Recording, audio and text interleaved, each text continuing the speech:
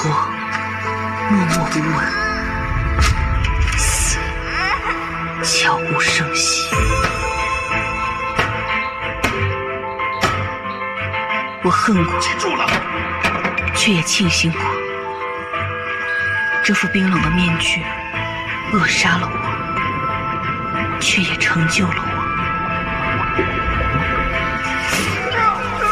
战火硝烟，尸身血海，我忘了生死，也不用去想面具下的我究竟是谁。我从一个无名无姓的小卒拼杀成战无不胜的飞鸿将军，可到头来，飞鸿将军是谁？我又是谁？